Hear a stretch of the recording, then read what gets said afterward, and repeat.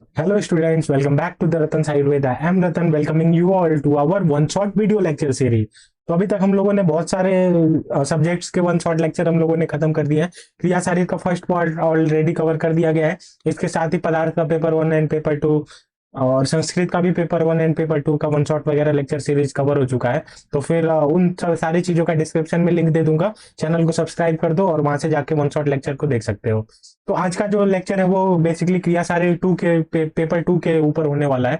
और इसको हम लोग वन शॉट लेक्चर में बहुत ही धमाकेदार तरीके से फिनिश करेंगे। और ऐसा फिनिश करेंगे कि सारे क्वेश्चन जितने भी फॉर्म होंगे मोस्ट ऑफ द क्वेश्चन सारे तुम लोग के यही इसी वन शॉट लेक्चर से आने वाले हैं। तो अगर तुम लोग के एग्जाम में काफी कम टाइम बचा हुआ है और अगर एक दिन भी बचा हुआ है या फिर आज ही एग्जाम है तो भी तुम लोग ये वन शॉट लेक्चर जो भी आज का होने वाला है वो देख के चले जाओ और काफी इफेक्टिव तरीके से काफी अच्छे नंबर से तुम लोग पास हो जाओगे। चलो फिर without wasting any further time start करते हैं क्रिया शारीर के पेपर 2 के लेक्चर को। तो देखो इसमें हम लोग फिजियोलॉजी के बारे में डिस्कशन कर रहे थे और टोटल पेपर 2 में देखो हम लोग को पढ़ना क्या क्या है। धातु और उनसे रिलेटेड ही पढ़ना है। वात पित्त कफ वगैरह और इनसे जितना भी हम लोग का जो भी इनसे रिलेटेड टॉपिक्स है वो हम लोग फर्स्ट पार्ट में क्रिया शारीर के कवर कर चुके हैं। तो अभी अभी तक अगर वो क्रिया शारीर का फर्स्ट पार्ट नहीं देखा है तो जाके वो वाला लेक्चर कंप्लीट करो फिर यहाँ पे आ जाओ। तो फिर चलो अब लेक्चर पेपर 2 के लेक्चर को स्टार्ट करते हैं। तो इसमें धातु से रिलेटेड हम लोग को पढ़ना है। तो रूपरेखा क्या रहने वाली है, कैसे क्या क्या पढ़ना है, तो अब वो देख लेते हैं। देखो धातु को 7 धातुएं बताई गई हैं आचार्यों द्वारा। 7 धातुएं कौन कौन सी है? रस रक्त मांस मेद अस्थि मज्जा शुक्र, ये 7 धातुएं बताई गई हैं। रस रक्त मांस मेद अस्थि मज्जा शुक्र, और इनके कुछ मल बताए गए हैं और इनके कुछ उप धातु बताए गए हैं। तो ये देखो ये तो मेन धातु हो गई रस रक्त मांस मेद अस्थि मज्जा शुक्र। और इनके उप धातु बताए गए हैं। क्या क्या बताए गए हैं? रस के उप धातु है स्तन्य एवं आर्तव, रक्त के उप धातु है कंडरा एवं शिरा, मांस के उप धातु है वसा एवं सट्त्वचा, मेद का उप धातु है स्नायु। और फिर इनके मल किट या मल जो भी बोलते हैं, किट भी बोल सकते हैं मल भी बोल सकते हैं। इन धातुओं के मल जो देख लेते हैं। रस का मल कफ, रक्त का मल पित्त, मांस का मल खमल, खमल यानी कि कान नाक मुख आदि का मल जो भी आता है। मेद का मल जो है वो स्वेद, अस्थि का मल जो है वो केश लोम नख, मज्जा का जो मल है वो त्वचा नेत्र एवं पुरीष का स्नेहान। और शुक्र से मेनली माना जाता है ऐसा रस रक्त मांस में अस्थि मज्जा शुक्र, और शुक्र से ओज की उत्पत्ति भी मानी जाती है। ओज 2 टाइप का होता है, परोज और अपरोज। ये सट त्वचा क्या होती है? अलो श्वेता वेरोमा वाचनी लोहिता श्वेता ताम्रा वेदिनी रोहिणी मांसधरा, इनके बारे में चर्चा करेंगे। लेकिन कुल रूपरेखा मैंने बता दिया कि तुम लोग को इसी के बारे में तुम लोग को इस वन शॉट लेक्चर में तुम लोग को पढ़ना है। और काफी धमाकेदार तरीके से मैं खत्म करूंगा, एक एक पॉइंट खत्म करूंगा। और बस तुम लोग पेपर ये लेक्चर देख के चले जाओ, बहुत अच्छा पेपर जाने वाला है तुम लोग का। तो चलो धातु पोषण से स्टार्ट करते हैं। तो इसमें 3 न्यायों के बारे में हम लोग को चर्चा करना है। तो धातु पोषण में 3 न्याय कौन कौन से हैं? पहला है क्षीर दधी न्याय, दूसरा है केदारी कुलिया न्याय और तीसरा है खलित कपोत न्याय। तो सबसे पहले क्षीर दधी न्याय के बारे में स्टार्ट करते हैं। तो क्षीर दधी न्याय में बताया गया है कि कैसे धातुओं आदि का निर्माण होता है। तो कैसे होता है क्षीर दधी, यानी कि दूध से दही का जैसे निर्माण होता है, क्रमशः निर्माण होता है ना, वैसे ही बताया गया है कि जो भी है, जो भी हम लोग खाते हैं, फूड पार्टिकल्स इनटेक करते हैं, उनसे जो है वो क्रमशः रक्त रस माद में अस्थि मज्जा शुक्र आदि का निर्माण होता जाता है। इसीलिए क्रमशः निर्माण होता है रस रक्त मांस में अस्थि मज्जा शुक्र, इसीलिए इसको क्रम परिणाम पक्ष भी बोलते हैं। तो देखो कैसे क्या कहते हैं इसको। तो देखो रक्त का निर्माण होगा, रक्त से मांस का, फिर अस्थि, फिर मज्जा, फिर शुक्र, ऐसे करके रस रक्त मांस में अस्थि मज्जा शुक्र का निर्माण होगा। तो देखो हम लोग फूड पार्टिकल्स इंटेक किए, उस पर पाचक अग्नि यानी कि जठराग्नि वर्क किया और उसको 2 भाग में तोड़ देता है। एक तो प्रसाद भाग हो जाएगा और एक किट्ट भाग हो जाएगा। किट्ट भाग हो जाएगा मूत्र पुरीष के रूप में वेस्ट निकल जाएगा। अब जो मेन प्रसाद भाग बना अन्न रस, इनसे हम लोग को काम है। तो ये जो प्रसाद भाग अन्न रस बना, ये क्या होती है, इस पर रसाग्नि वर्क करती है। अब रसाग्नि इसको 2 भाग में तोड़ देती है, प्रसादांश और किट्ट। तो प्रसादांश जो होता है वो अपने काम का है और किट्ट जो होता है वो कफ आदि जो है वो वेस्ट पार्टिकल्स के रूप में निकल जाता है। तो प्रसादांश को भी 2 भागों में डिवाइड कर दिया जाता है, एक स्थूल भाग होता है और एक सूक्ष्म भाग होता है। स्थूल भाग से क्रमशः रस धातु का निर्माण होता है और सूक्ष्म भाग से उप धातुओं का निर्माण होता है। एक बार और देखो, अन्न रस हम लोग का बना, उस पर रसाग्नि ने वर्क किया, रसाग्नि को 2 भागों में डिवाइड कर दिया गया। रसाग्नि ने अन्न रस को 2 भागों में डिवाइड कर दिया, एक प्रसादांश और एक किट्ट भाग। तो किट्ट भाग कफ हो गया, वो मल हो गया, और जो प्रसादांश है ये पुनः 2 भागों में डिवाइड होता है। एक स्थूल भाग जो होता है उससे रस धातु बन जाता है और एक सूक्ष्म भाग होता है। तो सूक्ष्म भाग पुनः 2 भागों में डिवाइड हो जाता है। तो उससे एक से उप धातु बन जाती है, जो भी रस की, जैसे रस की उप धातु हुई स्तन्य आर्त हो गई, तो ये उपधातुओं का निर्माण हो जाता है और इधर रक्त सधर्मी अंश बन जाते हैं। इन पे पुनः रक्ताग्नि वर्क करती है और क्रमशः जो है ये नेक्स्ट नेक्स्ट जो है वो बनते ही जाते हैं। जैसे रस रक्त हो गया, फिर रक्त से मांस हो गया, फिर मांस से मेद हो गया, फिर अस्थि, फिर मज्जा एवं शुक्र। तो देखो यहाँ पे रस धातु बन गया, फिर रक्त धातु का निर्माण हो गया, फिर मांस धातु का निर्माण हो गया, फिर मेद धातु का निर्माण हो गया, फिर अस्थि धातु का निर्माण हो गया, फिर मज्जा धातु का निर्माण हो गया और लास्ट में शुक्र धातु का निर्माण हो गया।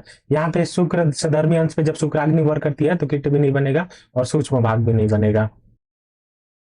तो ये क्रमशः जो है ये प्रोसेस होने वाला है। तो रस से रक्त, रक्त से रस, रक्त, मांस में अस्थि, मज्जा, शुक्र की क्रमशः जो है वो निर्माण इसमें चलेगी। अब नेक्स्ट देख लेते हैं, नेक्स्ट क्या है। तो नेक्स्ट है केदारी केदारी कुलिया न्याय। तो केदारी कुलिया न्याय में क्या होता है कि थोड़ा सा डिफरेंस आता है। अब डिफरेंस कैसा आता है वो देखते हैं। तो केदारी मतलब क्या होती है, केदारी मतलब क्यारी से इसकी तुलना की गई है। जैसे खेतों में क्यारियां होती है, तो एक क्यारी हो गई और फिर जो भी जो जो पेड़ पौधे उसके पास होते हैं उनके पास पानी जल्दी पहुंच जाता है, और जो दूर होते हैं उनके पास धीरे धीरे दूर पहुंचता है, लेट पहुंचता है। तो वही इसमें कह रहा है कि देखो आहार आहार पे पाचक अग्नि वर्क किया, आहार पे पाचक अग्नि वर्क किया यानी जठराग्नि ने वर्क किया, फिर इसको दो भाग में तोड़ दिया, प्रसाद भाग और किट्ट भाग। तो प्रसाद भाग से अन्न रस बन गया जो हम लोग के काम का है, और किट्ट भाग से मूत्र पूरी शरीर से बाहर निकल जाएगा। फिर ये प्रसाद भाग जो हुआ उससे क्या होता है, ये एक क्यारी के रूप में बहता है। देखो यहाँ पे क्यारी मैंने बना दिया है, ये क्यारी के रूप में ऐसे बहता रहता है। तो जो पास होता है उनको तो ज्यादा मिलेगा। तो रक्त सधर्मी अंश और रसाग्नि हो गए, इनसे जो प्रसाद भाग से रस धातु बनेगा, तो ये इनको इनको जो है प्रसाद भाग ज्यादा पहुंचेगा इसके पास। फिर रक्त सधर्मी अंश पे रक्ताग्नि वर्क करेगी, प्रसाद भाग कीट भाग, तो इनसे रक्त धातु और इनके उप धातु बनेंगे। फिर मांस सधर्मी अंश पे ये वर्क करेगा, प्रसाद भाग कीट भाग, और इनके मांस धातु और उप धातु बनेंगे। ऐसे ही क्रमशः जो है वो शुक्र सधर्मी अंश पे शुक्राग्नि वर्क करेगी और प्रसाद भाग से शुक्र धातु का निर्माण होगा। तो इनको तो ज्यादा मिलेगा, इन प्रसाद भाग इनके पास ज्यादा पहुंचेगा, इनके पास थोड़ा कम, इनके पास थोड़ा और कम, इनके पास थोड़ा और कम, इसके पास थोड़ा और इसके पास थोड़ा और कम, इसके पास थोड़ा और कम। यानी रस के पास तो सबसे ज्यादा। तो देखो क्रमशः जो है वो डिप्रिसिएटिंग में जा रहा है। तो जैसे ये क्यारी गई हुई है और क्यारी पानी जो है जो पास में है उसके पास उसको ज्यादा पानी मिलेगा, और जो जो ज्यादा जितना ज्यादा दूर है उसको उतना कम पानी मिलेगा। तो ये केदारी कुलिया न्याय बोलता है। अब नेक्स्ट है जो है वो खलित कपूत न्याय है। तो खलित कपूत न्याय पे भी डिस्कशन कर लेते हैं एक बार। इसमें क्या है कि जिस प्रकार खलिहान में दाना चुगने के पश्चात कपोत वापस अपने घर को जाते हैं, और कपोत का घर जितनी अधिक दूर होगा उसको वहां पहुंचने में उतना अधिक समय लगेगा।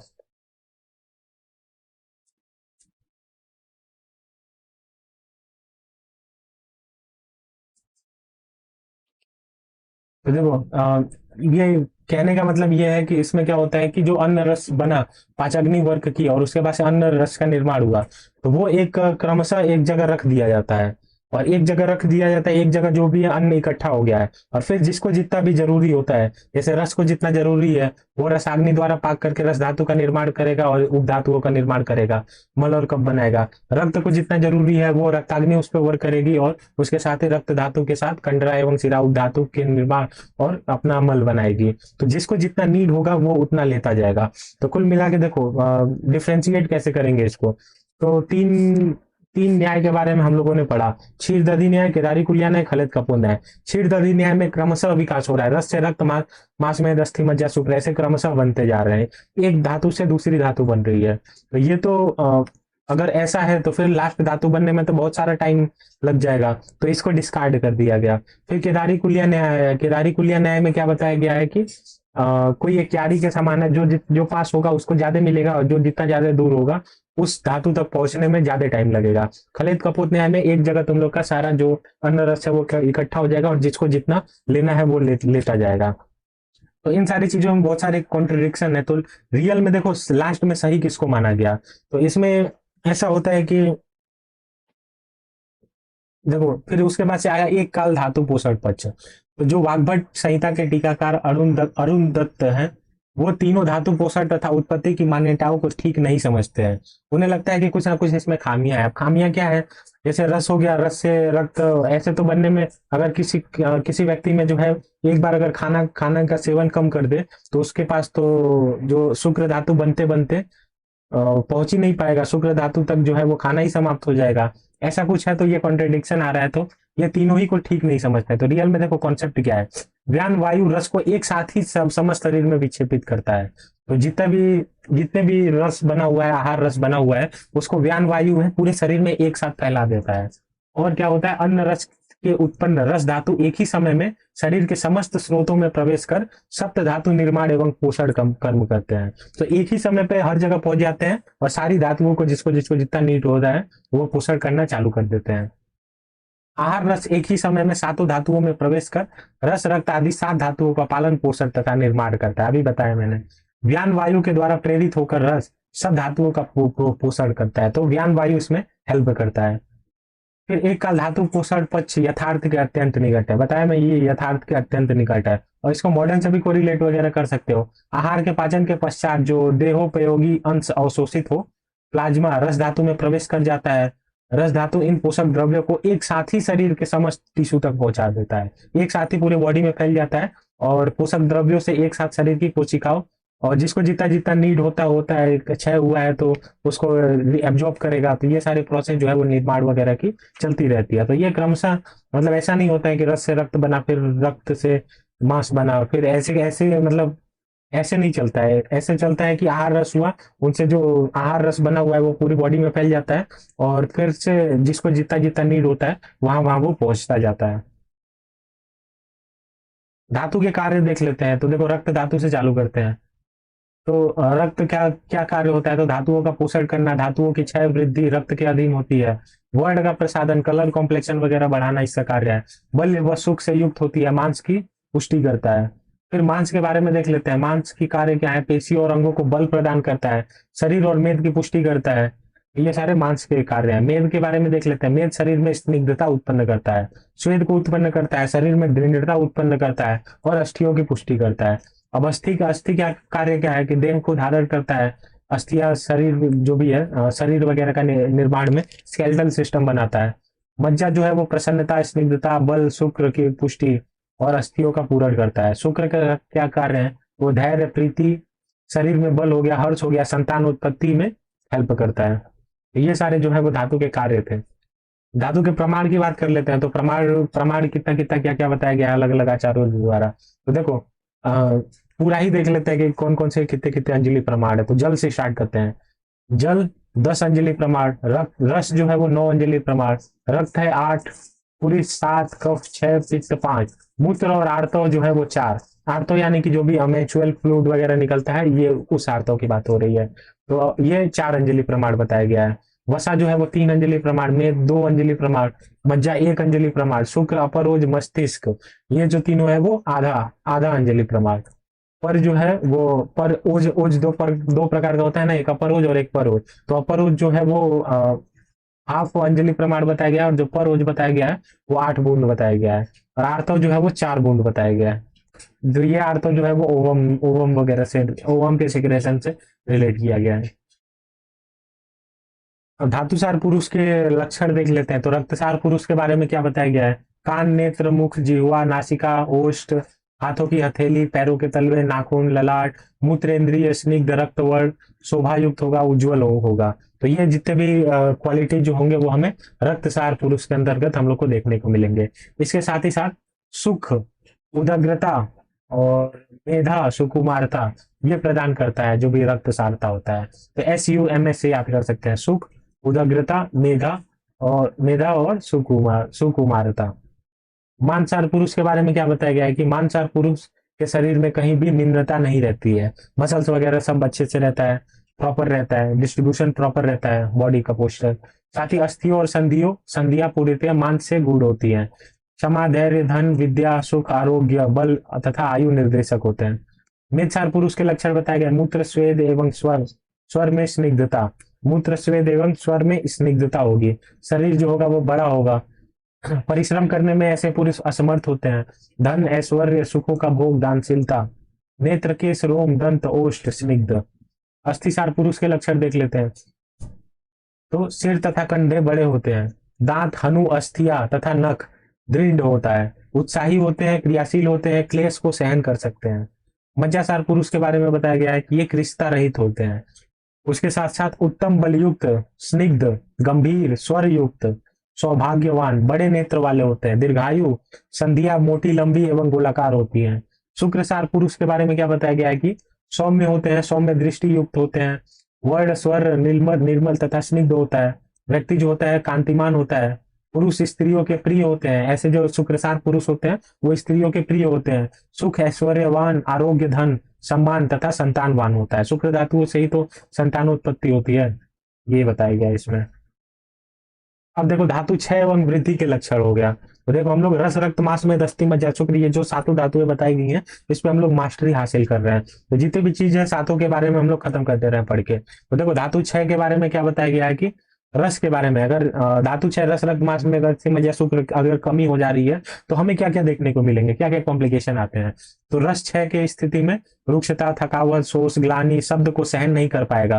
मतलब ऐसे व्यक्ति को अगर ऊंचा बोलोगे डांट के बोलोगे तो तुरंत घबरा जाएगा। ऊंचे कहीं डीजे वगैरह बज रहा है तो ऐसे शब्द को सहन नहीं कर पाएगा। उच्चैर शब्द न सहती, तो ऐसे ऊंचा ऊंची आवाज में जो है वो शब्द का सहन नहीं कर पाता है।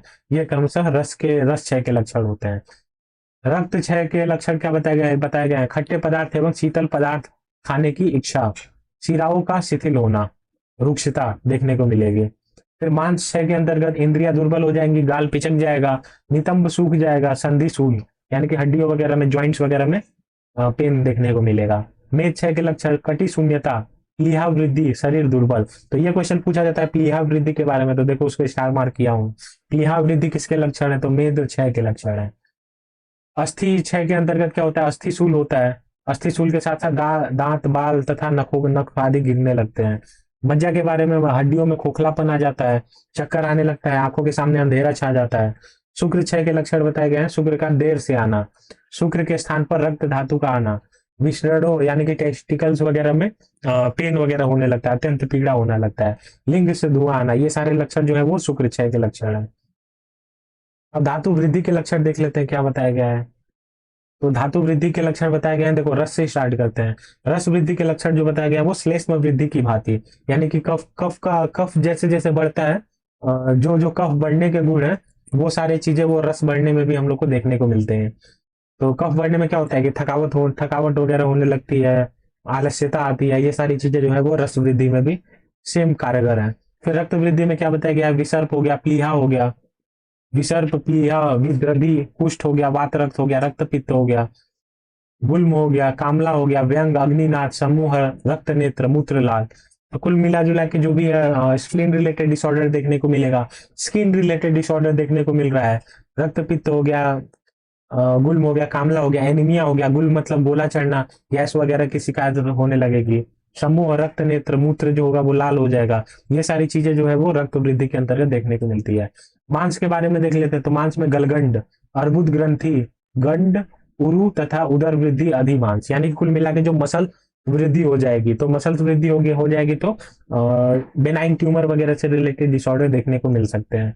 फिर मेद के बारे में बताया गया है, श्वास स्फीक स्तन तथा उदर लटक जाते हैं। तो मेद वृद्धि होती है तो श्वास वगैरह लेने में दिक्कत हो जाती है, स्फीक स्तन तथा उदर जो होते हैं वो लटक जाते हैं, यानी कि फैट वगैरह का डिपोजिशन होने लगता है बॉडी में।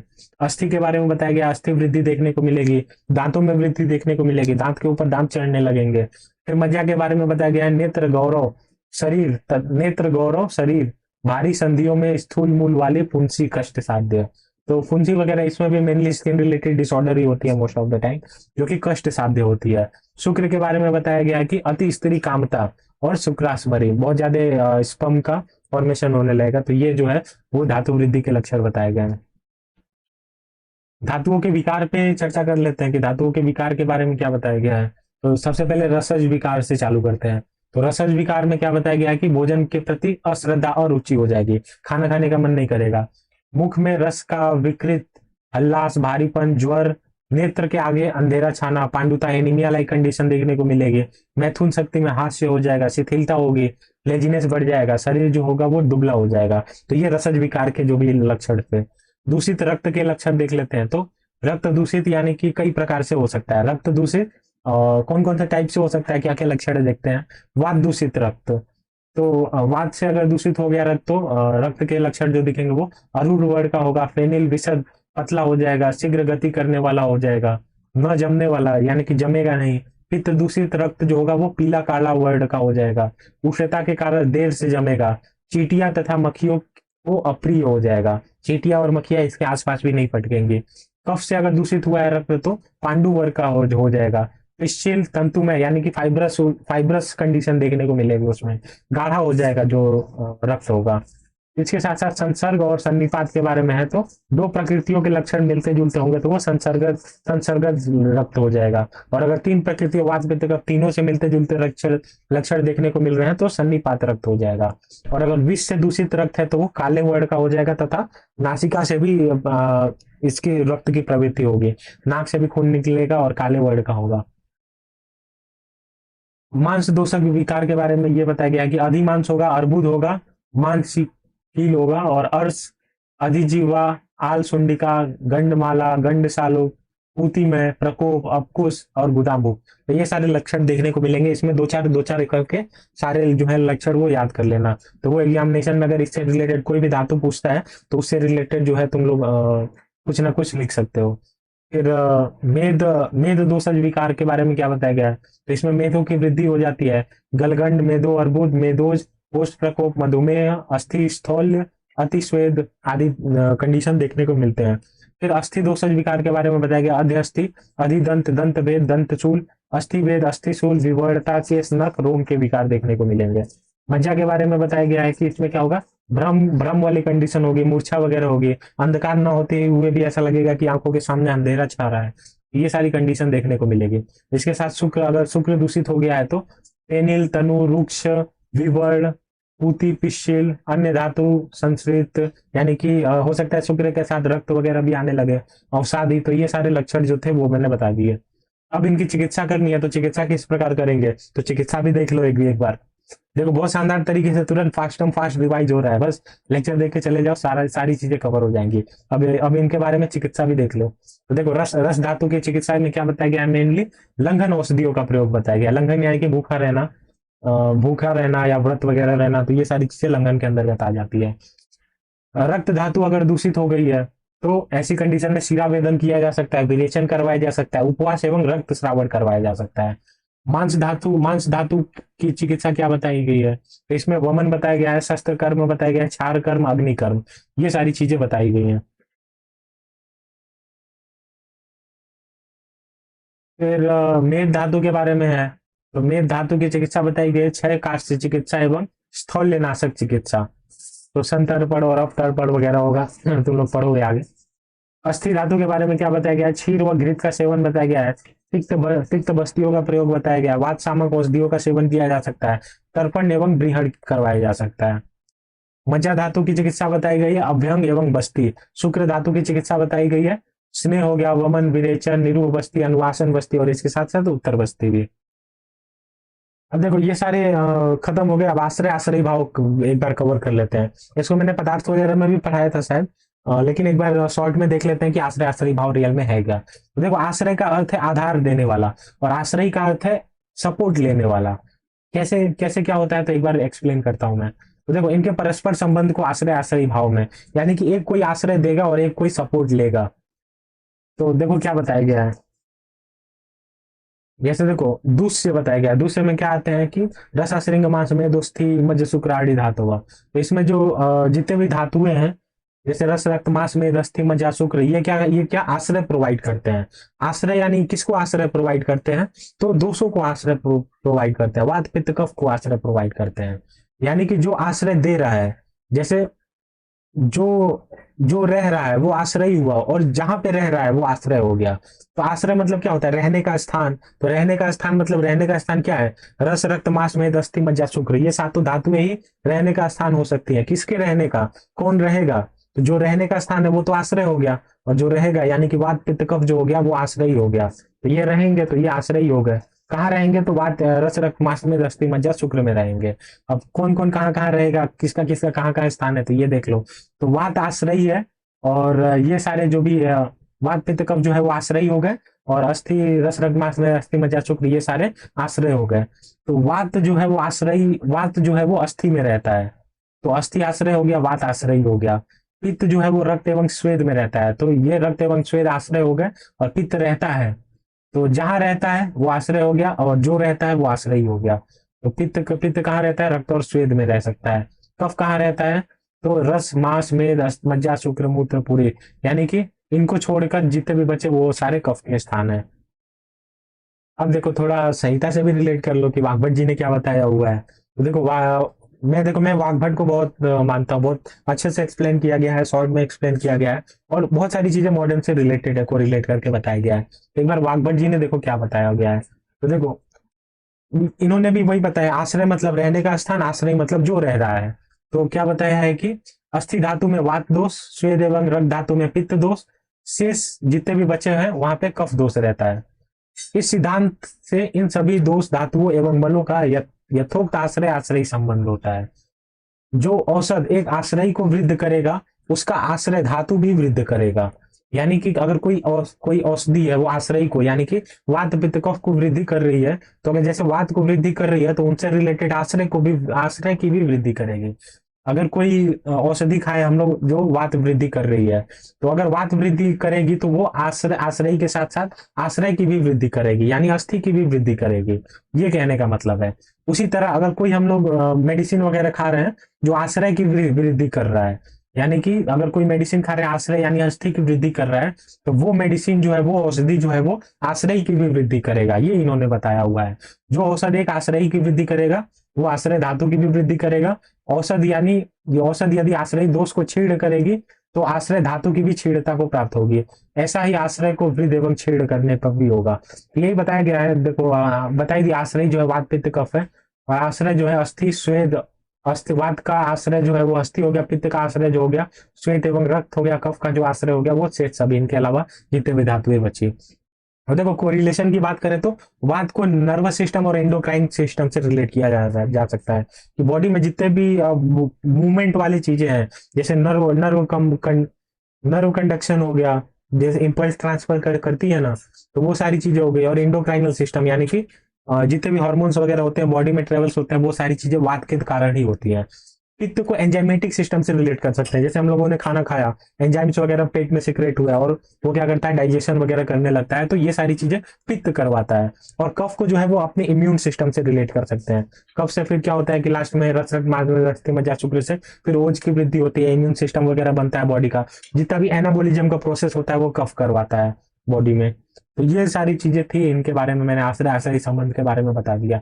अब ओज देख लो, ओज क्या होता है। तो ओज को मेनली दो भागों में डिवाइड किया जाता है, एक पर ओज हो गया और एक अपर ओज हो गया। पर ओज का जो स्थान है वो हृदय बताया गया है, और इनका जो परिमाण है वो 8 बूंद बताया गया है। और अपर जो है, अपर ओज है, इनका जो स्थान है वो संपूर्ण शरीर बताया गया है, और इनका जो प्रमाण है वो कितना, हाफ अंजलि बताया गया है। ओज के गुण देख लेते हैं एक बार क्या है। तो चरक संहिता में क्या बताया गया है कि ओज के 10 गुणों ओज के 10 गुण बताए गए हैं। और ये 10 गुण जो ओज के होते हैं वो मध्य से यानी मदिरा से बिल्कुल अपोजिट होते हैं। तो ओज के 10 गुण क्या क्या बताए गए हैं, तो गुरु हो गया, शीत हो गया, मृदु हो गया, सुलक्षण हो गया, बहल घना हो गया, मधुर हो गया, स्थिर, प्रसन्न, पिच्छिल, स्निग्ध। ये 10 गुण जो है वो चरक अ, ये 10 गुण जो है वो चरक चरक जी के अनुसार, चरक संहिता के अनुसार बताए गए हैं। और ये 10 गुण जो है वो मध्य के गुण से बिल्कुल विपरीत होते हैं। सुश्रुत संहिता में क्या उसके बारे में बताया गया है, इसमें भी 10 गुण बताए गए हैं। सौम्य, स्निग्ध, श्वेत, शीत, शरीर स्थैर्य कारक, प्रसरणशील, विविक्त, इसके साथ कोमल, पिच्छिल और प्राणों का श्रेष्ठ आधार। तो ये सारी चीजें जो है वो 10-10 गुण बताए गए हैं ओज के बारे में। ओज के कार्य देख लेते हैं, कार्य क्या बताया गया है। तो ओज से तृप्त होकर समस्त जीव जीवित रहते हैं। ओज के कारण ही समस्त जीव जो होते हैं वो जीवित रहते हैं। अगर ओज खत्म तो व्यक्ति जीवित नहीं रह सकता है। गर्भ रस से उत्पन्न होता है, कहा ओज जो होता है वो गर्भ रस से ही उत्पन्न होता है। अतः गर्भ जो होता है वो गर्भादि सार है। शरीर में संचरित होने के पूर्व यह हृदय में प्रवेश करता है, तथा हृदय तथा यह आश्रित हो जीवन को धारण करता है। तो देखो शरीर में संचरित होने से यानी पूरी बॉडी में फैलने से पूर्व जो होता है ये हृदय में आश्रित होता है, और क्या करता है, जीवन को धारण करता है। इसके नष्ट होने से, अगर ओज नष्ट हो गया व्यक्ति का, तो फिर जीवन की लीला भी समाप्त हो जाएगी। ओज के गुण के बारे में एक बार देख लेते हैं। तो सभी धातुओं का तेज हृदय स्थित सर्व शरीर में व्याप्त बताया गया है। गुण जो है वो स्निग्ध, सोम गुण, गुणयुक्त, शुद्ध, लाल, पीला। और इसका महत्व क्या है कि ओज ओज के नाश से मृत्यु हो जाती है, शरीर को कांति वगैरह और पराक्रम प्रोवाइड करता है। तो ये ओज के स्वरूप हो गए, गुण हो गए और महत्व हो गए। अब देखो ओज क्षय वगैरह के बारे में देख लेते हैं। अगर ओज क्षय हो जाता है, शरीर में ओज की कमी हो जाती है, तो कौन कौन से कॉम्प्लिकेशन देखने को मिल सकते हैं। तो देखो ओज क्षय का कारण क्या होता है, तो व्यक्ति अधिक क्रोध कर रहा है, भूख के कारण, चिंता के कारण, परिश्रम के कारण ओज क्षय हो सकता है। इसके साथ साथ लक्षण क्या है, तो दर्द लगना, दुर्बलता, चिंतित रहना, इंद्रिया दुखी, कांति रहित, मन दुखी रहता है, शरीर रुक्ष होता जा रहा है, क्रिस्ता उत्पन्न होती जा रही है। तो अगर उच्च है तो ये सारे जो है वो लक्षण देखने को मिलेंगे। चिकित्सा की बात कर लेते हैं, तो चिकित्सा कैसे करेंगे, तो जीवनीय जीवनीय गढ़ सिद्ध क्षीर, यानी कि दूध आदि का सेवन करवाएंगे, मांस रस का सेवन करवाएंगे, जिन जिन भी द्रव्यों से बल वगैरह की वृद्धि होती है उनका सेवन करवाएंगे। अब ओज छह की तो बात हो गई, ओज वृद्धि की बात कर लेते हैं। अगर ओज वृद्धि हो जाती है तो क्या होता है, मन प्रसन्न रहता है, शरीर पुष्ट होता है और बल उदय होता है, शरीर बलवान बनता है। ये सारे जो है वो ओज के बारे में था।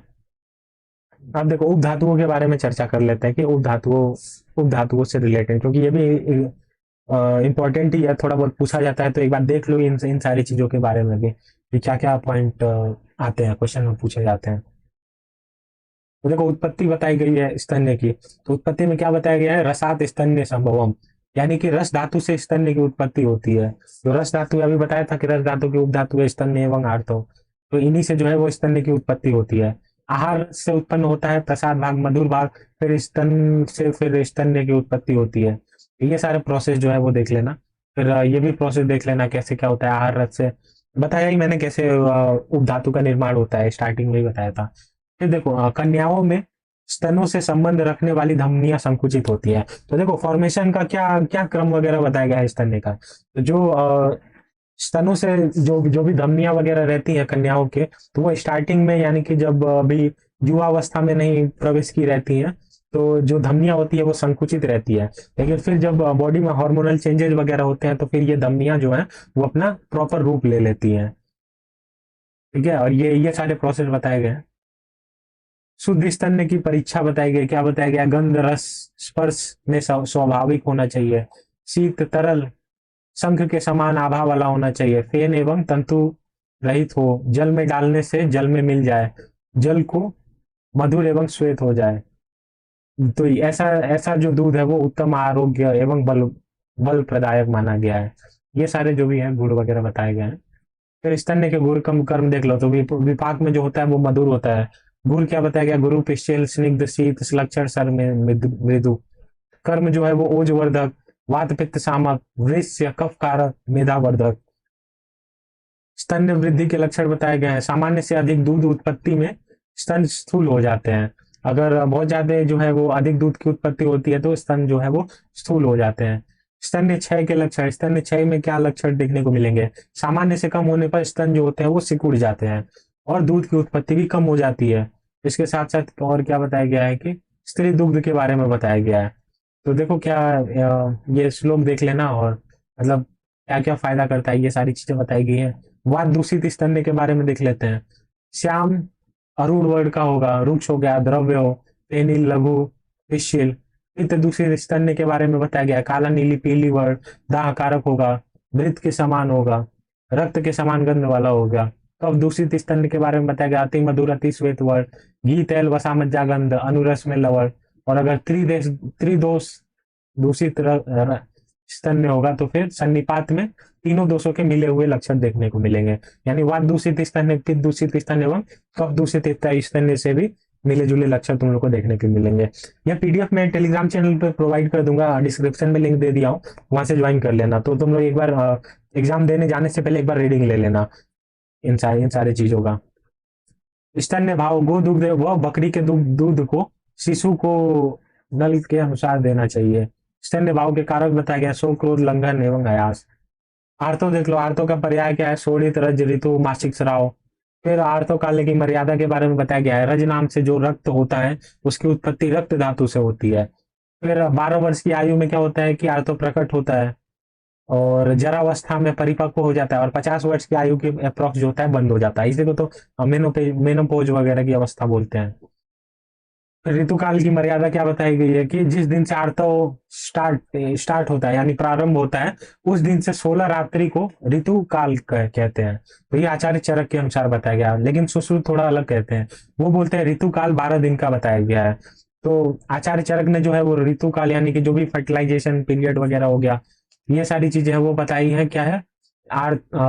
जिस दिन मेंस्ट्रुएशन प्रारंभ होता है उस दिन से 16 रात्रि को, मतलब 16 दिन जो भी आगे का नेक्स्ट होने वाला है उनको बताया गया है ऋतुकाल। और सुश्रुत में क्या बताया गया है, सुश्रुत में ऋतुकाल को 12 दिन का बताया गया है। फिर आर्तों का स्वरूप बताया गया है, आर्तवम आग्नेयम, ये तो याद ही होगा।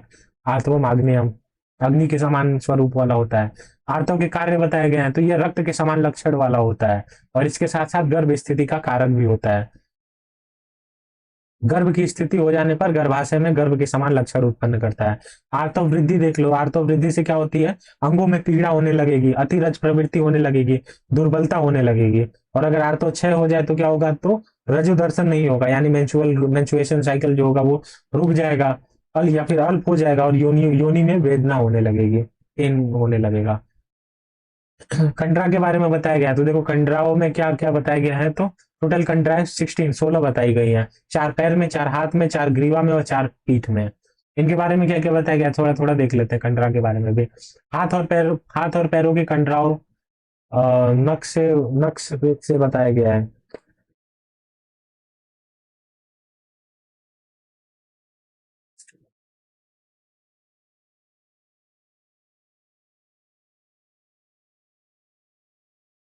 देखो हाथ और पैरों की कंडराओं के प्ररोह, प्ररोह यानी कि इंसर्शन वगैरह जो है वो बताया गया है, नख से बताया गया है।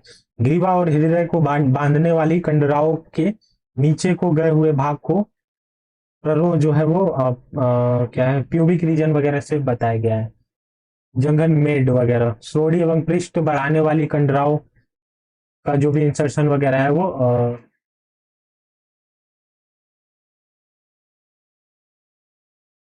वो बिंब बताया गया है। बिंब यानी कि जो भी श्रोणि क्षेत्र है, पेल्विक रीजन वगैरह है, ये बताया गया है।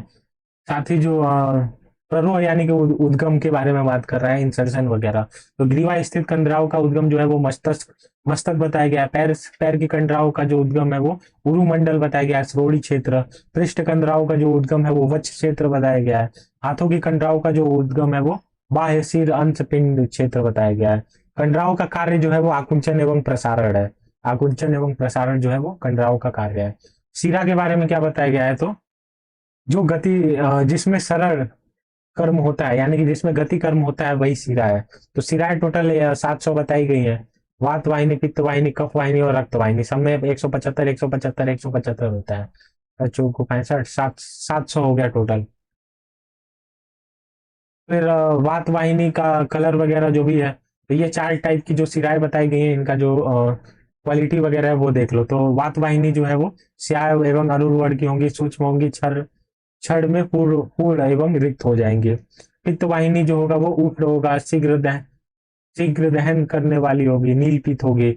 स्निग्ध जो कफ वाहिनी है वो स्निग्ध, स्थिर तथा शीत स्पर्श करने वाली शिराएं होंगे। स्नायु के बारे में देख लो क्या बताया गया है। तो स्नायु के बारे में, स्नायु उत्पत्ति मेद से बताई गई है और संधियों को बांधने में मदद करता है। मांस, अस्थि, मद आदि का बंधन बताया गया है। टोटल संख्या जो है वो 900 बताई गई है। संख्या संख्या याद कर लेना इनके और थोड़ा बहुत देख लेना होता क्या है। 900 बताई गई टोटल संख्या। शाखाओं में 600, मध्य शरीर में 230 और ग्रीवा के ऊपर 70। और क्या बताया गया है, स्नायु का महत्व बताया गया है। अस्थि, पेशी, शिराओं तथा संधियों के आघात से इतनी पीड़ा नहीं होती जितनी स्नायु के आघात से होती है। तो अगर स्नायु का आघात हो जाए तो बहुत ज्यादा पीड़ा होती है। इतनी इससे भी अस्थि, पेशी, शिराओं एवं संधि के आघात से भी ज्यादा पीड़ा होती है।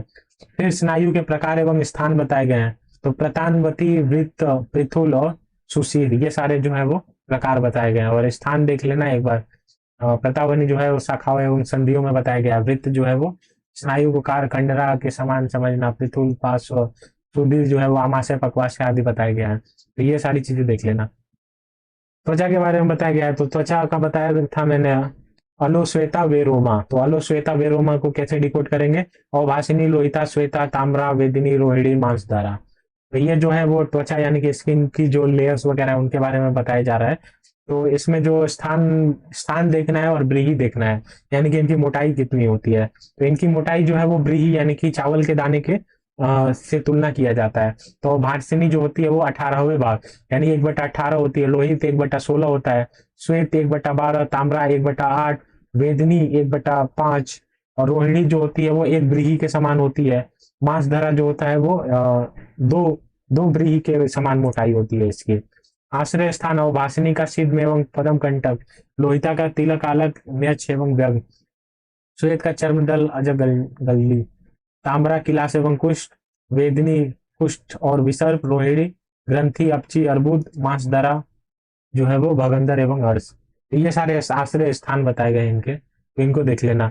मेनली ये पूछा जाता है कि इसमें रचना सारणी में पूछा जाता है, लेकिन क्या पता कि मतलब किसी क्वेश्चन के सब सेक्शन में ले जाके तुम लोग से पूछ ही दे। तो एक बार देख लेना कि कितने मोटाई होती है और स्थान इनके। मल के बारे में देख लेते हैं। तो मल जो भी है 3 मल बताया गया है, मूत्र पुरुष श्वेत। तो सबसे पहले नॉर्मल कर्म देख लेते हैं। तो नॉर्मल कर्म क्या बताया गया है, मल सबसे पहले पुरुष से चालू करते हैं। तो पुरुष का नॉर्मल कर्म जो बताया गया है, अवस्टम्भ वायु अग्नि का धारण बताया गया है। मूत्र के बारे में क्लेद वाहनम यानी कि क्लेद निकालना बताया गया है। श्वेत के बारे में बताया गया है कि शरीर को गीला रखना, शरीर को गीला रखता है। फिर इनके वृद्धि एवं क्षय के बारे में देख लेते हैं। तो पुरुष वृद्धि से क्या होता है, कुक्षी में आदमान आटो भारीपन वेदना यानी पेट वगैरह फूल जाएगा, स्टमक में स्टमक रिलेटेड डिसऑर्डर होंगे तुम लोग को। फिर मूत्र वृद्धि में अगर मूत्र बढ़ जाए तो बस्ती प्रदेश में चुभने से पीड़ा होना, यानी कि जो भी यूरिनरी ब्लैडर वाला एरिया है वहां पे चुभने से पीड़ा होगी। पेशाब करने पर भी न किया सा, मतलब यूरिनेशन हो जाएगा लेकिन फिर भी ऐसा लगेगा कि यूरिनेशन नहीं हुआ है, तो ये मूत्र वृद्धि के लक्षण है। श्वेत वृद्धि के बारे में बताया गया है कि शरीर से दुर्गंध आएगी, कंडू खुजली वगैरह होगी। मल क्षय के लक्षण देख लेते हैं। तो मल क्षय में पुरुष पुरुष क्षय, मूत्र क्षय एवं श्वेत क्षय बताया गया है।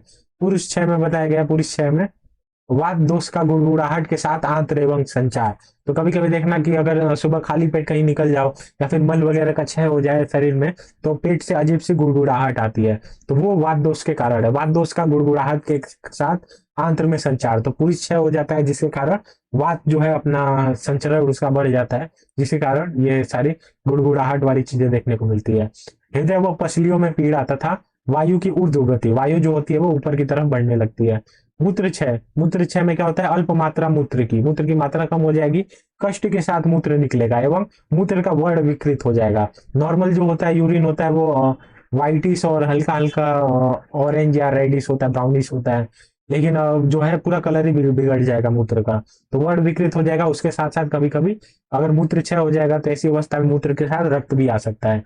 श्वेत क्षय में क्या होता है, रोम झड़ने लगते हैं, जो भी बाल वगैरह हैं, हेयर्स वगैरह हैं, वो रोम झड़ने लगते हैं, रोम स्तब्ध हो जाते हैं तथा त्वचा जो है वो फटने लगती है, स्किन जो है वो फटने से लगेगी अगर श्वेत क्षय हो जाता है तो। अब सामान्य सिद्धांत के बारे में एक बार चर्चा कर लेते हैं। तो कि वृद्धि स्वयं के गुणों व कर्मों से विपरीत गुणों व कर्मों का हास्य होना वृद्धि है, तथा स्वयं के गुणों व कर्मों को बढ़ता देखने पर स्वयं की वृद्धि समझे। तो अगर किसी चीज का गुण जो है वो बढ़ रहा है, जैसे पुरुष बढ़ गया और इनसे रिलेटेड डिसऑर्डर देखने को मिल रहा है, तो इनको वृद्धि मानेंगे। अगर कम हो गया है तो इनको इनका क्षय वगैरह मानेंगे।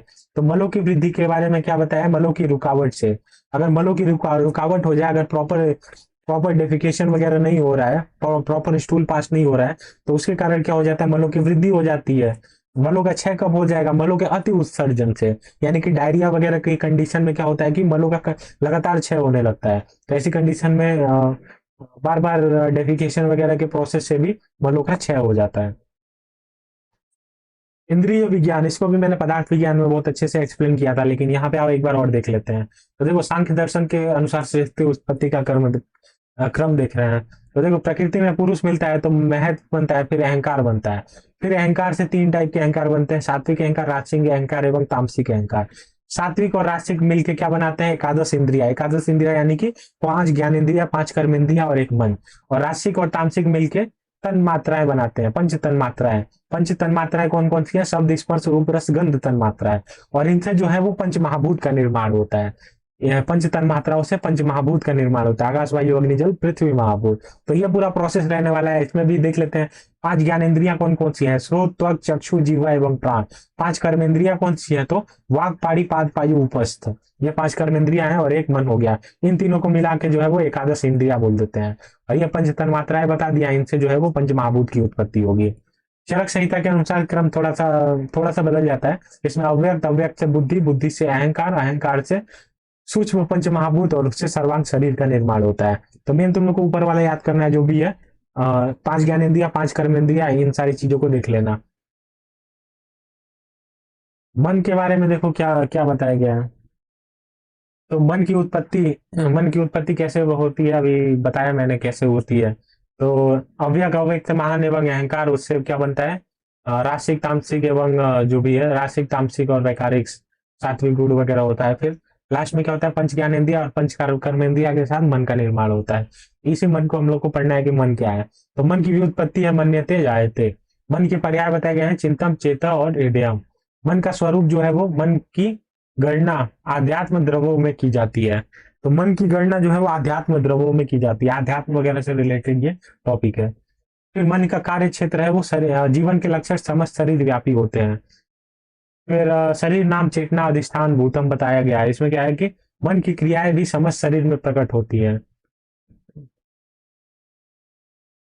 फिर है मन के लक्षण क्या है कि एक साथ ज्ञान का भाव या अभाव होना और एक ही काल में ज्ञान की उत्पत्ति होना। तो जो भी ज्ञान वगैरह का हमें ज्ञान करवाता है वो मन ही होता है। तो ज्ञान का भाव और अभाव जो होता है वो मन ही करवाता है, और इसी के साथ ज्ञान की उत्पत्ति वगैरह एक काल में जो ज्ञान हम लोग को मिलता है वो भी मन के द्वारा ही होता है। फिर गुण बताया गया है, मन के गुण, एक अणुत्व हो गया और एकत्व हो गया। दो गुण बताया गया, अणुत्व और एकत्व, लिख के चले आना पेपर में। और इधर देख लो ये क्या है, मन के विषय के बारे में चर्चा हो रही है। तो मन का विषय विषय आएगा लिखने के लिए, तो क्या क्या लिखना है, चिंत्य हो गया, विचार्य हो गया, ऊ हो गया, ध्येय हो गया और संकल्प हो गया। ये सारे जो है वो मन के विषय बताए गए हैं। तो चिंत्य यानी कि किसी भी चीज के बारे में चिंता कर रहे हो तो ये चिंत्य के अंतर्गत आ जाता है। विचार यानी कि किसी भी चीज के ऊपर विचार कर रहे हो, कोई भी टॉपिक वगैरह के ऊपर, तो वो विचार के अंतर्गत आ जाता है। ऊ यानी कि किसी भी चीज को लेके तर्क वितर्क कर रहे हो कि ये सही है कि गलत है, ये सारी चीजें ऊ के अंतर्गत आ जाती है। फिर ध्येय है, तो ध्येय में किसी चीज को लेकर तुम्हारा कितना डिटर्मिनेशन है, ये ध्येय के अंतर्गत आ जाता है। संकल्प यानी कि किसी भी चीज को निश्चय कर लो कि मैं इस बार एग्जाम में 90+ नंबर लेके आऊंगा, तो ये संकल्प हो गया। तो ये जो संकल्प करवा रहा है ये भी मन ही करवा रहा है। फिर मन की वृत्तियां, यह एक मानसिक अनुभव है। फिर गुणों के बारे में देख लो क्या है कि 3 गुण बताए गए हैं, सत्व गुण, रजोगुण, तमोगुण। तो मन का प्रभाव बताया गया है। तो ये सुख में लगाता है, रजोगुण कर्म में लगाता है, तमोगुण जो होता है वो प्रसाद यानी कि आलस्यता में लगाता है। मनोवृत्ति के प्रकार बताए गए हैं। तो प्रत्यक्ष, परिदृष्ट मनोवृत्ति, इसमें कारण आता है और ये 5 प्रकार का बताया गया है। प्रमाण, विपर्यय, विकल्प, निद्रा, स्मृति। नाम देख लेना, बच हो जाएगा। अपरिदृष्ट मनोवृत्ति, ये कितने प्रकार का बताया गया है, निरोध, धर्म, संस्कार, परिणाम, जीवन, चेष्टा। इसके साथ साथ मन के कर्म बताए गए हैं। तो इंद्रियाण ग्रह, स्वनिग्रह, ऊह विचार करना, संज्ञात्मक कर्म और भावनात्मक कर्म, ये मन के बारे में हो गया। अब आ जाते हैं आत्मा के बारे में। तो आत्मा में क्या तुम लोग का क्वेश्चन पूछ सकता है, तो जीवात्मा और परमात्मा में डिफरेंस पूछ सकता है। आत्मा अगर पूछेगा तो ऐसे लिख देना कि मन किसको ज्ञान कराता है, तो मन जो है वो आत्मा को ज्ञान कराता है। अब आत्मा भी 2 टाइप का है, जीवात्मा और परमात्मा। तो इसमें देख लेते हैं क्या क्या है जीवात्मा और परमात्मा। जीवात्मा व्यक्तिगत आत्मा व स्वयं को संदर्भित करता है, जबकि परमात्मा जो है वो सर्वोच्च आत्मा है। तो परमात्मा सर्वोच्च आत्मा है और जीवात्मा हम लोग हैं। जीवात्मा को परमात्मा का एक हिस्सा माना जाता है। हम लोग क्या है, परमात्मा के एक हिस्से हैं।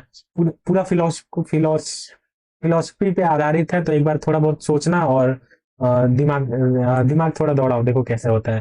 तो परमात्मा का ही हिस्सा जो है वो जीवात्मा है, यानी हम लोग हैं। हम लोग जो है वो परमात्मा के अंश है, जो समुद्र से पानी की एक बूंद के समान है। यानी परमात्मा को समुद्र माना गया है और जीवात्मा यानी हम लोग को पानी के एक बूंद के समान माना गया है। अनिवार्य रूप से परमात्मा स्रोत और सार्वभौमिक चेतना है और जीवात्मा उस सार्वभौमिक चेतना की व्यक्तिगत अभिव्यक्ति है। यानी कि परमात्मा ही सब कुछ है और जीवात्मा उस परमात्मा का एक छोटा सा पार्ट है। अब जीवात्मा और परमात्मा में अंतर देख लेते हैं। तो जीवात्मा देखो, पहला है व्यक्तिक चेतना। जीवात्मा एक अद्वितीय व्यक्तिक आत्मा है जो भौतिक शरीर के अंदर निवास करती है। तो भौतिक शरीर के अंदर आत्मा निवास करती है। जीवात्मा जो है वो माया के अधीन रहती है, यानी कि जन्म से लेकर मृत्यु हो गया, आसक्ति सहित जो भी सांसारिक वगैरह अनुभव होता है इनका सेवन करती है। तो माया जो इस संसार में पूरी माया फैली हुई है, इनका इनके अधीन होती है जीवात्मा। और परमात्मा का अंश होती है, यानी कि परमात्मा जो है वो अनंत होता है और उसका एक अंत जो है वो जीवात्मा है। फिर परमात्मा के बारे में देख लेते हैं, परमात्मा क्या है। तो सार्वभौमिक चेतना, परमात्मा परम वास्तविकता है। यह सर्वव्यापी है, दिव्य चेतना है, इससे सभी प्राणी और ब्रह्मांड उत्पन्न होते हैं। यानी परमात्मा नहीं, जो भी प्राणी हो गया, ब्रह्मांड हो गया, सबको उत्पन्न करते हैं, सभी प्राणियों में निवास करता है। परमात्मा प्रत्येक जीव में विद्वान है। प्रत्येक जीव भी तो परमात्मा का ही अंश है, तो परमात्मा प्रत्येक जीव में विद्यमान है, जिसमें जीवात्मा भी शामिल है। ज्ञान तथा शक्ति का स्रोत जो है वो परमात्मा ही है। सादृश्य, जीवात्मा और परमात्मा के बीच के रिश्ते की तुलना अक्सर समुद्र में पानी की एक बूंद से की जाती है। समुद्र अर्थात परमात्मा है और पानी की एक बूंद यानी कि जीवात्मा है। मुख्य अंतर बताया गया क्या है। व्यक्तिगत बनाम सार्वभौमिक, जीवात्मा व्यक्तिगत है जबकि परमात्मा सार्वभौमिक है। और माया के अधीन बनाम माया के परे, परमात्मा जो है वो माया से परे है और जीवात्मा जो है वो माया के अधीन है। परमात्मा का ही अंश जो है वो जीवात्मा है। ये परमात्मा और जीवात्मा में अंतर पूछता है, इसलिए मैंने एक्सप्लेन कर दिया इसको थोड़ा। निद्रा के बारे में देख लो, निद्रा के बारे में क्या बताया गया है। थोड़ा जूम करूं क्या? जूम कर देता हूँ, हो सकता है शायद क्लियर नहीं हो पूरा। चलो अब तो क्लियर होगा। देखो निद्रा के बारे में सबसे पहले कि तीन उपस्तंभ बताए गए हैं आयुर्वेद के। आहार, निद्रा और ब्रह्मचर्य। जो आहार, निद्रा और ब्रह्मचर्य का फॉलो करता है, जो वो जो है वो आरोग्यता की तरफ यानी कि ऐसे व्यक्ति कभी बीमार नहीं पड़ते हैं, कभी रोगी नहीं पड़ते हैं, आहार, निद्रा और ब्रह्मचर्य को फॉलो करने वाले। उसमें से एक निद्रा के बारे में आज हम लोग को चर्चा करनी है इस लेक्चर में। तो निद्रा के बारे में देख लेते हैं क्या है। ये मन आत्मा अवस्था है। इसमें क्या होती है, जागृत अवस्था होती है, सुषुप्ता अवस्था होती है, स्वप्न अवस्था होती है, तुरीय अवस्था होती है। यानी मन और आत्मा की चार अवस्थाएं बताई गई हैं। जागृत अवस्था, सुषुप्ति अवस्था और स्वप्नावस्था और तुरीय अवस्था। जागृत अवस्था में क्या होता है।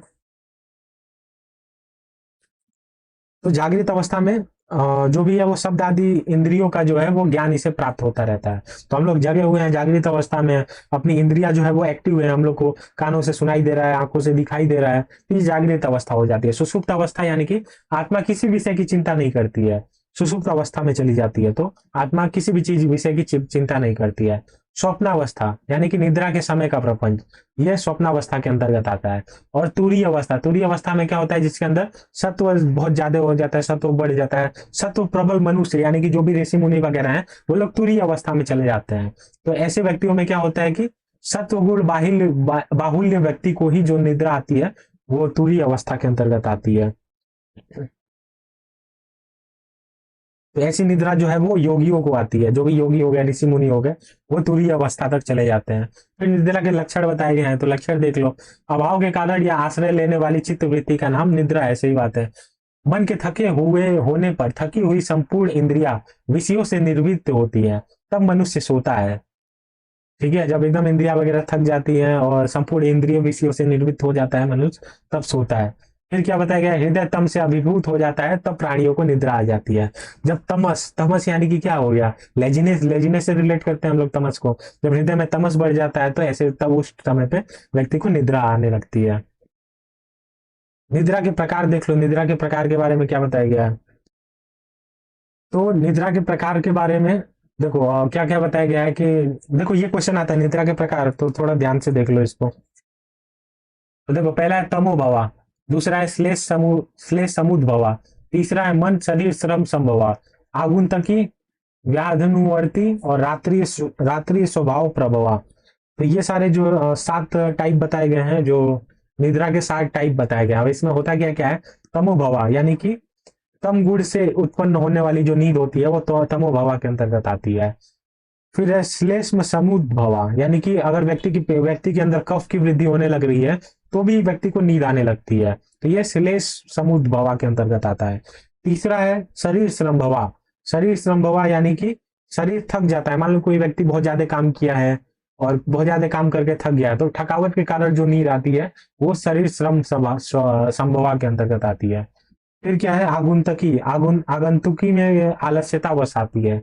कोई आलस्यता वश जो नींद आती है वो आगुंतकी के अंतर्गत लिया जाता है। फिर है व्याधनुवर्ती, व्याधि यानी कि रोग, किसी पेशेंट को कोई रोग वगैरह हुआ है तो ऐसी अवस्था में भी नींद नींद आने लगती है। रात्रि स्वभाव प्रभाव, तो रात्रि में क्या होता है कि नेचर, प्रकृति ही ऐसा कर देती है कि व्यक्ति को अपने आप नींद आने लगती है। तो ये निद्रा के प्रकार बताए गए थे। फिर स्वाभाविक निद्रा से लाभ वगैरह है, तो इसके बारे में देख लेना और थोड़ा बहुत खुद से भी बना के लिखने का प्रयास करें। अगर लॉन्ग टाइप में अगर क्वेश्चन आता है इसके बारे में तो आराम से एटलीस्ट 2 पेज में तो एक्सप्लेन कर ही देना इसको। फिर निद्रा का समय जो है वो बताया गया है, रात्रि में जागना नहीं चाहिए तथा दिन में सोना नहीं चाहिए। और बुद्धिमान पुरुष इन दोनों को दोष समझकर ऐसा कभी नहीं करते, रात्रि में नहीं जागते हैं और दिन में नहीं सोते हैं। दिन में हितकर निद्रा, तीसरा शूल, हिक्का, अजीर्ण एवं अतिसार रोगियों के लिए दिन में निद्रा जो है वो हितकर बताई गई है। और दिन में निद्रा का निषेध किस किस को बताया गया है? अगर कोई व्यक्ति मेद वगैरह बढ़ा हुआ है किसी व्यक्ति का, नित्य स्नेह का सेवन कर रहा है, कफ प्रधान प्रकृति है, कफ का रोगी है, तो ऐसे व्यक्ति के लिए दिन में निद्रा का निषेध बताया गया है। फिर निद्रा के वेग को रोकने से हानि बताई गई है, जमाई आना, अंगों में पीड़ा होना, तंद्रा, शिरोरोग, नेत्र में भारीपन। निद्रा नाश के कारण बताए गए हैं, वात की वृद्धि भी अथवा विकारों से, पित्त की वृद्धि होगी तो भी निद्रा नाश हो जाएगा, विकार से भी निद्रा नाश हो जाएगा, मानसिक अभिताप से निद्रा का नाश हो जाएगा, क्षय एवं अभिघात से भी निद्रा आदि का नाश होने लगता है।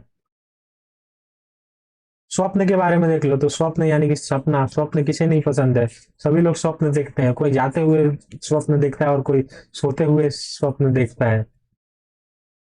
तो देखो स्वप्न वो होता है जो हमें सोने ना दे।